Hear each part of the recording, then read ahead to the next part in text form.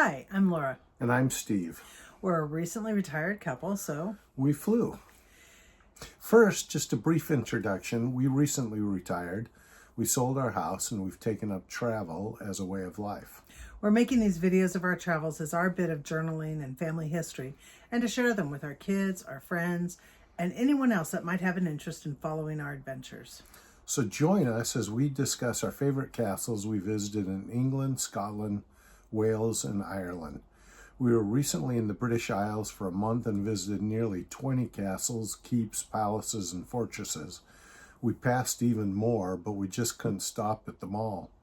You can't throw a stick in England without hitting a castle, but we tried to visit ones that either had an interesting history, interesting architecture, or were just plain fun to visit.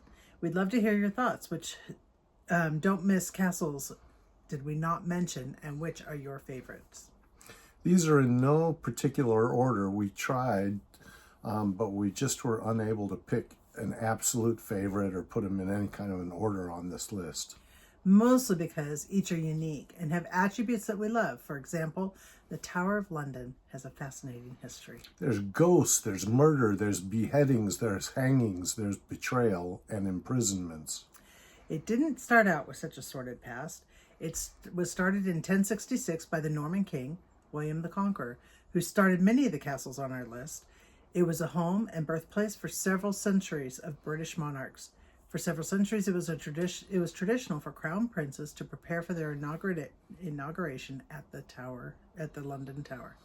Its fascinating history revolves around some of the more infamous events that occurred here. Edward V, who became king at the age of 13, and his younger brother Richard were placed in the Tower of London by their uncle and sworn protector, Richard. They soon disappeared. The uncle became king for a short time, dying on the battlefield trying to protect his short-lived and ill-gotten kingdom. Shortly after that, King Henry VIII feasted with Anne Boleyn in the Tower the day before her wedding, and within a few short years, the Tower served as her prison and place of execution. The Tower served as a prison or place of execution for a number of other notable individuals: Catherine Howard, Lady Jane Grey, Elizabeth I, Sir Walter Raleigh, and Guy Fawkes. Besides being a royal residence and a prison, it served as a royal menagerie hosting exotic animals given to the royal family, an armory, the treasury, where even today they hold and protect the crown jewels. To make seeing the crown jewels easier and fair for everyone, you stand on a moving sidewalk and glide past them. We weren't allowed to take pictures in that particular room, but plenty of other jewels are permissible to photograph. The beef eaters guard the tower as well as the crown jewels and have had that assignment since the 15th century. When we visited, there were red poppies creating a pool of blood dripping from the tower in honor of the 80th anniversary of the end of World War II. It was truly stunning. The grounds were beautiful. The presentation of what occurred was most informative. The iconic silhouette against the River Thames makes it a favorite for photographers and for us as well. Talk about photogenic. Windsor Castle, our next castle, is the largest and oldest occupied castle, making it very well maintained. It is still used for official functions and houses many gifts from regions around the world. It too was a castle started by William the Conqueror in 1066.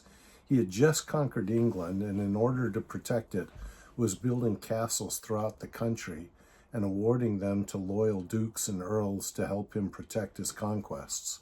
40 monarchs have lived in Windsor Castle since, and visits are made only in the summertime when the royal family is not in residence. We were unable to visit the Buckingham Palace because that's where the royal family was hanging out at the time we were there. Windsor Castle is the headquarters of the Order of the Garter, a chivalric order of knights. Each year, new knights are inducted into the order at Windsor Castle. We were permitted to go into the rooms that heads of states visit when they come on official state visits. They are lavish and beautiful. They don't allow pictures inside, so the few pictures we have are stock photos and many from outside.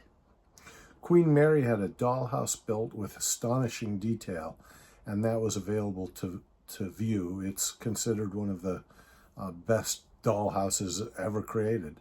St. George's Chapel is also on the grounds and where royal families have worshipped privately for several generations. We highly recommend a visit to Windsor Castle since it's still occupied. It is living history. The rooms are lavish, and one gets a good feel for how the royal family works today. The last castle we wanted to highlight that had its origins with William the Conqueror is Warwick Castle. This castle is probably the most family-friendly castle we visited. We saw lots of children, and they had displays that were kid-friendly, such as displays with dragons. Many of the kids were dressed as knights and princesses. But first, some history. While it also was started in 1066, the stone walls were first installed in the 12th century and further added on in the 14th century. Its most significant moment in history came when Richard Neville, the Earl of Warwick, known as the Kingmaker, played a significant role in the War of the Roses, a war which saw cousins battling each other out for the right to become king. Richard Neville briefly imprisoned one of the rival kings, King Edward IV, within the Warwick Castle walls. This story is visually played out for us in some mock jousting events that tell the story of the War of the Roses, as each side in the jousting stadium sides with either the Red Rose or the White Rose and learns about the intrigues, betrayals, and feuds that took place during this time.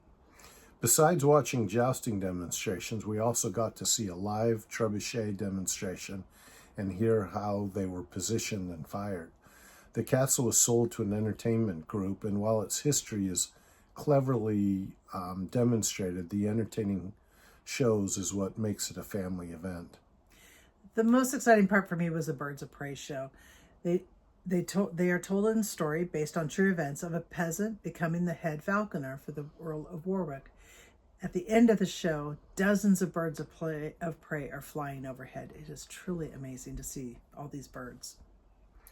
It's a beautifully maintained castle with gorgeous grounds, lots of activities, sumptuously decorated rooms, and gardens. It's well worth visiting with kids or even without kids. The last property we want to highlight in England is Blenheim Palace. This is not really a castle, but a home, one of the largest private residences in the world. It is a UNESCO World Heritage Site and is unique in its combined use today as a family home for the Duke of Marlborough, a mausoleum, and a national monument. The family still has use of the home, but created a charitable organization to oversee its upkeep and make it available for tourists. The property became cost prohibitive to maintain for a single family, even though they married into the Vanderbilt money. Blenheim Palace was an early 18th century gift from Queen Anne to John Churchill, the first Duke of Marlborough, for his decisive military victory at the Battle of Blenheim in 1704. Soon, political infighting led to the Crown canceling financial support. The Duke had to go into a 3-year exile, and the Duchess, once a favorite of Queen Anne, fell from favor. After Queen Anne died, the Churchills returned, but instead of fighting with the Queen, they ended up fighting with the architect over cost overruns and ideas for the palace. The arguments were so heated that the architect was never invited to see his finished product, banned from Blenheim Palace for his lifetime. What I loved most about this palace was the Life Under the Stairs exhibit that they had in the basement, showing how the servants lived and worked in this palace.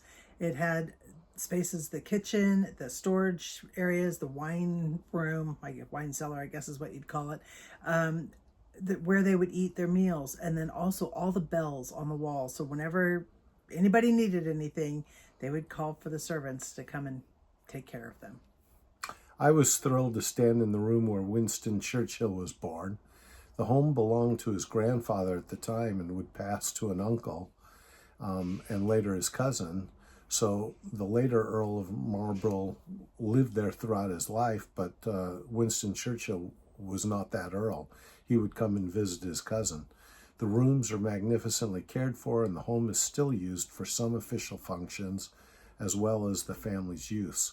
We were told the Earl was in residence at the time. The family now lives in a small apartment inside the palace. Wales boasts the second biggest castle in the British Isles. Caerphilly Castle, which is our next favorite castle we decided to highlight. The only larger one is Windsor Castle. This castle was built in the 13th century by the English as a reminder as to who was in charge in Wales. It was known for its then innovative design, its impressive size, its extensive water defenses. It served as a defensive castle for the English overlords and saw lots of action. It also became the model for many future castles. Caerphilly Castle, like many others, was restored in the 1930s by coal millionaires. The rooms are not furnished completely, but had signage and some decorations to tell how each room was used. It had a trebuchet outside as well, and the tower began leaning in the 17th century, and they don't know why, but they've placed a whimsical statue of a man holding that wall up. Back in 1316, the Earl of the castle was away, and the Duke's wife led the defense of it for 6 weeks, successfully. The town around it is picturesque, and most buildings face the castle. It must have been imposing, seen by the locals as the invaders fortressed there and made that their home. The next castle we wanted to highlight is the Edinburgh Castle up in Scotland. It's the most besieged castle in Britain and dates back as a fortress since the Iron Age due to its strategic position on top of a large rock on top of a hill that has panoramic views of the surrounding area. Sometimes defenders held it, but sometimes it fell. The castle traded hands between the Scots and the English several times during its long history. Edinburgh Castle not only served as a defensive fortress, but as a royal residence, witnessing several births, deaths, and significant political events over its lifetime. One of the most significant is that here, King James was born to Mary, Queen of Scots. She was forced to abdicate when James was 13 months old, and he became the King of Scotland. He became King of all of England when he was a little older, taking the moniker James I. Today, the castle is host to Mons Meg, perhaps the greatest medieval cannon ever made. It's huge. It's difficult to imagine what it would have taken to load and fire the gun and how far it would have gone, but it's an amazing cannon. There's also a small chapel built in honor of Queen Margaret, who died there in 1903. The chapel was built by her son and is the oldest building in Edinburgh. And I gave her date wrong. She died in 1093. The chapel is still used for weddings and christenings today.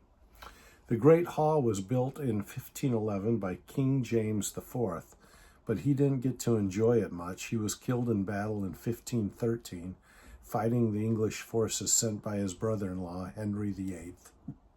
The crown jewels of Scotland, known as the Honours of Scotland, are the oldest surviving crown jewels in Great Britain, older even than England's, as every proud Scot could tell you. They were lost for a time, but rediscovered by Sir Walter Scott, and they continue to be housed here in the castle. Today, the castle is open to tourists. Each day, they shoot a salute from its ramparts.